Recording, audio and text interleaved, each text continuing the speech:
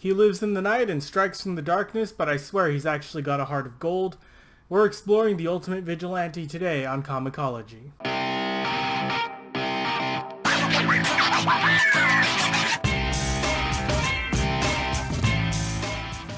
From the very beginning, Batman was meant to capitalize on the tremendous popularity of Superman.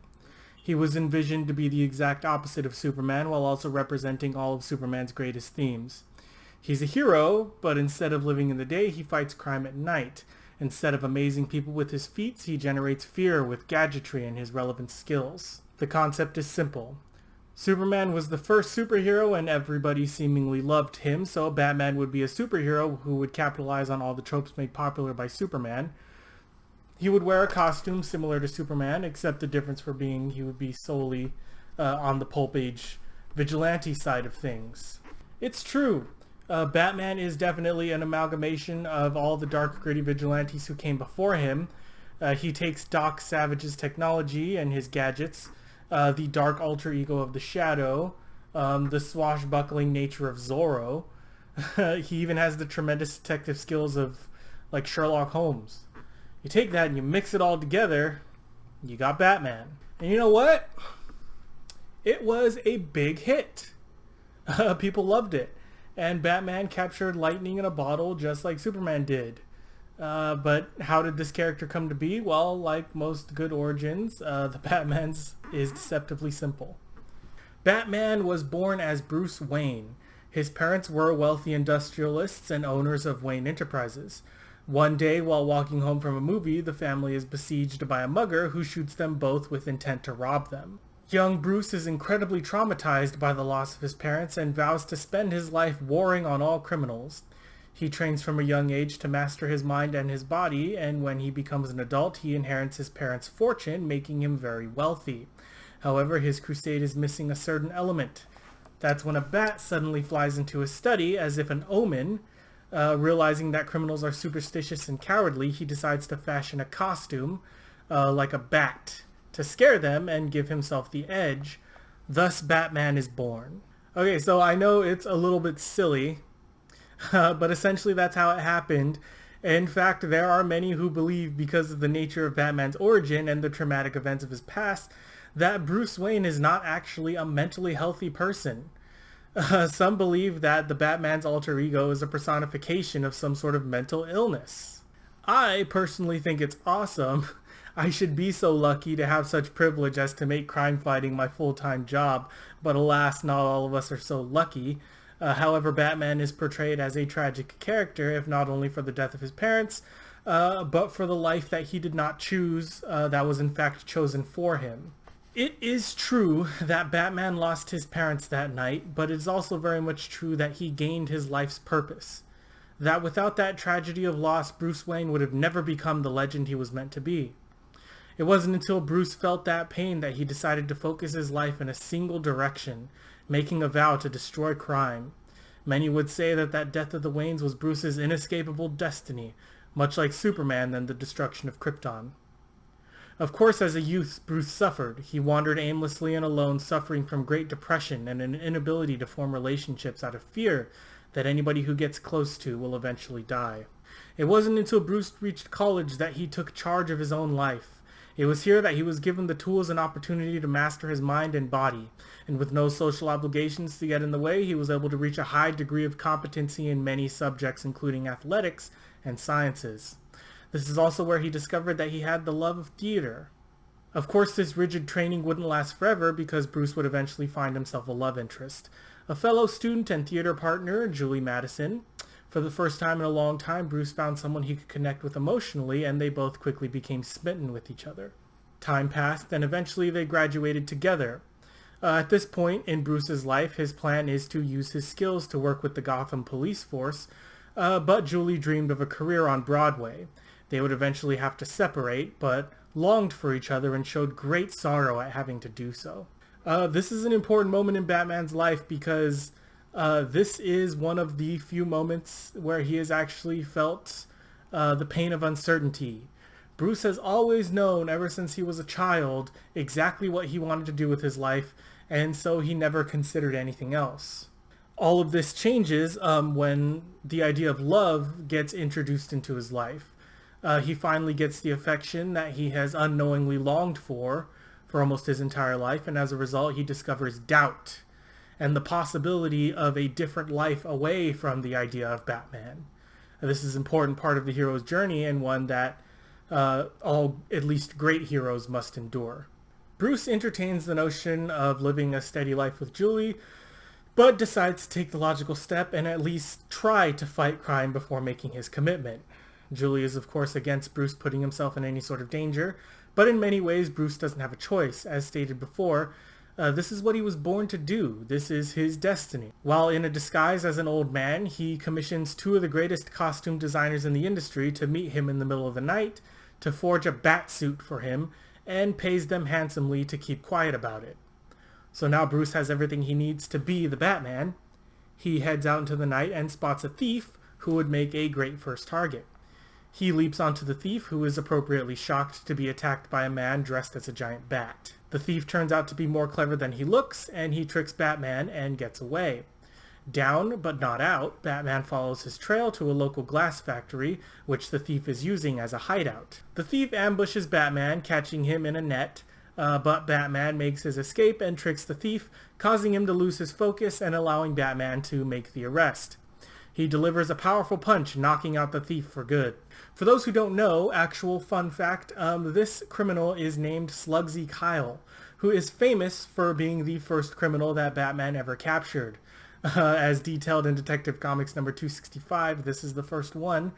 He is also famous for eventually becoming the Clock, who is a low-level member of Batman's Rogues Gallery. However, not to be confused with the Clock King, who is completely separate. With Slugsy safely in custody, Batman went back to his manor and decided that his methods worked well, but he lacked the edge he needed as a criminal. Were obviously not afraid of him. He decided to commit to a relationship with Julie and calls her up to tell her the good news. They agree to meet up the following night. At this point, Bruce goes to meet with Commissioner Gordon. In this continuity, they are good friends and often meet up for social events. However, Gordon informs Bruce that there has been a murder, and he needs to make an appearance at the crime scene. When they arrive, they discover that the recently deceased is actually a wealthy oil baron, one of 4 business partners who run a wealthy oil business. Apparently all 4 of them receive death threats and are in fear of their lives. It's at this point that Bruce decides he wants to get involved as Batman. He equips his costume and swings into action just in time to witness the second oil baron being murdered by a couple of random thugs. Batman uses his superior athletic ability to best the random thugs. He also discovers some sort of note they were holding on to. Then he escapes before the police can apprehend him, as he was not friendly to the police at this point in his career. After reading the note, Batman discovers the truth of the murders and rushes off to rescue the final baron of the oil business. He is moments away from dying in a vacuum-tight chamber, but Batman arrives just in time to smash the barrier open with a wrench. Afterwards, Batman captures the real culprit of the oil mystery, who is of course the final oil baron, who wanted to kill all the others to gain the majority share of the company. The baron tries to escape, but ends up falling into a tank of acid, killing himself. Batman brings this case to a close and makes his escape. Then he heads over to Commissioner Gordon, who is impressed by the Batman and believes him to be friendly to the police. They say their goodbyes, and then Bruce decides to leave Gotham forever in order to meet Julie in New York. In the end, Bruce decides he has to have the best of both worlds. He divides his life into 2 alter egos, Bruce Wayne, who is willing to become a boring paper pusher, and Batman, who will rule the night in war against all criminals. So that's it. That's the story of how Bruce Wayne became the Batman. In case you're wondering, things would not last between him and Julie. They would break up, definitely. Of course, they would go their separate ways because as continuity would continue, Bruce would become more obsessed with his crime fighting and would eventually revert back to his lonely state of isolation, which is apparently more interesting to us as the reader because we keep putting him back there. And in case you were wondering, the case of the Chemical Syndicate was Batman's first case back during his debut in Detective Comics number 27. This was almost a panel-for-panel remake of that issue. So now let's get into Batman's powers and abilities, for which there are a great many. You have to understand, for every superpower that Superman has, Batman has competence in at least like 5 different skills. The man is a living Swiss Army knife. No matter what situation he finds himself in, he is always adaptable enough to get through. First, Batman is highly athletic. His physical prowess changes depending on what continuity you're following, but for our purposes, he has strength from weight training, agility from acrobatics, endurance from distance running, and dexterity from martial arts, all of which he trained for during a period of about 4 years while attending college. In addition to his physical prowess, Batman has also developed many skills he perceived to be essential for crime fighting. He is competent in archery, marksmanship, swimming, driving, boating, aviation, disguise, fencing. He also has a degree in criminology, which means he has a solid understanding of the justice system, including corrections and law. He also has a great learned understanding of psychology to help him understand and classify criminals. He has also mastered all the physical sciences, biology, chemistry, and physics, and forensic sciences for his investigation. Most importantly, Batman has mastered being a detective. He is possibly the greatest and most useful skill is his detective work. Batman is a world-renowned detective who is said to be able to investigate and solve any case regardless of its difficulty. That's 13? Or was it 23? 13 skills? That's pretty crazy. Most people train for like 2 to 3 and have a full career on that. This guy's got a ridiculous amount of skills. But in addition to his physical prowess and his backlog of skills, Batman is also tremendously wealthy and has invested in a suite of different technologies to aid him in his crime fighting. First, he has his utility belt, which he always wears on patrol. It fits snugly around his waist and often contains everything that Batman needs, no matter how ridiculous it is. But for most cases, the contents of the belt include, but are not limited to, a flashlight, a lockpick, first aid kit, forensic tools, a radio, gas grenades, a torch, a breathing mask, handcuffs, a tracking device, and a taser weapon. It's 12 items just on his belt alone. That's more than a police officer carries, like a police officer in real life. So in addition to that, Batman also has some trusted gadgets which allowed him to extend his human limitations. First and most famously, he has his throwing weapon, the Batarang, which he can throw with superhuman accuracy and in weird, crazy, ridiculous ways. For the most part, it is just a piece of metal carved to look like a bat, but it comes in a lot of different varieties. There's like supersonic batarangs, remote controlled batarangs. There are batarangs that are used to put out fires. There's batarangs that are used for all kinds of different things. So it's a really versatile piece of equipment. Then there is his grappling gun, and his grappling gun is used for climbing and movement, locomotion things. It's basically the same thing. It's used for a lot of different varieties, like crossing chasms, climbing buildings. Sometimes he's even using it to hook people, to hook line criminals. So in addition to all that, Batman also has his own personal fleet of vehicles. The Batmobile, which is highly customized, has its own set of features including bulletproofing, turbo boosting, and an onboard computer, equipment storage, a spotlight, and its own personal security system which keeps it from getting stolen. He also has a boat which has all the features of the Batmobile as well as torpedoes. He actually has it in some continuities just parked in Gotham Harbor. I always thought that was really funny. And then finally there's the Batplane, which is jet powered and features machine guns, short-range rockets, and a towing cable, and it also has a personal radar device that he uses when patrolling for criminals. But, of course, arguably, the most important piece of equipment, arguably, in Batman's entire arsenal would be his Batsuit. The thing is cool. It's made entirely out of bulletproof material. It's also resistant to fire, electrical charges. It can't be harmed through blunt force or stabbing. The suit is mostly waterproofed with a few modifications.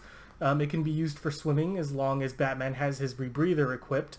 Attached to the suit is also Batman's cowl, which grants him some abilities as well, such as the ability to see through night vision and directional hearing microphones, which allow him to hear further than he normally humanly would. It also conceals his secret identity from the general public. So that's it. That's everything that Batman has, everything that he trained for his crime-fighting career. It's an insane amount of tech. But I know what you're thinking. Where does he keep all this crap? Well, I'm glad you asked. Well, as you know, Batman is very wealthy, and he owns a mansion, and underneath that mansion happens to be a series of caves, which are infested with bats. How thematically proper. The Batcave contains all of Batman's equipment, and it concludes several secret entrances which Batman can use to navigate the city without being seen or compromising his identity. It also contains several rooms which feature different purposes. It houses the Bat computer, which is a large supercomputer, which Batman uses to keep all of his files and track all of his evidence. Let's see what else. Then there's the gym, the garage, the infirmary, the crime lab, space for parking, docking, and a hangar, a personal hangar, a trophy room for all of his adventures and cases, a vast library of knowledge, and the Batcave gets all of its power from a miniature hydroelectric dam, which Batman built himself into the infrastructure of the cave, which apparently there's some kind of river or water source that runs through it. Okay, so that's a lot. But do you see what I mean about Batman? Like, he does not have any powers, but he really makes up for it. Meanwhile, Clark's over there in Metropolis chilling in a one-bedroom apartment. But anyway, that's all the information I have on Batman for now. But you're going to want to stick around because in the next episode, we're going to go through some of Batman's early adventures and introduce one of the most important characters in his history. So if you like comics and you want to read more comics with me, just go ahead and subscribe to this video. I do this at least a couple times a month. You know, it's a lot of fun. I love it a lot. If you want, you can like this video if you like it, and if you're really feeling happy, if you're really feeling confident about it, why not share it with some of your friends? Maybe you know somebody who likes comic books. But if you really want to support me financially, I do make comic books. I have this one. It's called Vigilance. It's about a vigilante kind of like Batman, but way more ruthless and definitely holding a much greater secret. I just published the first issue, and I am working on the second one. I'm really hoping that people will help me support me in this way so that I can make that second issue. It's an incredible story. I've worked on it for a very long time, and I really want to finish it. I really want to get the full story made. But anyway, that's everything for now. I hope you all have a wonderful day, and I will see you all in the next one. Bye-bye.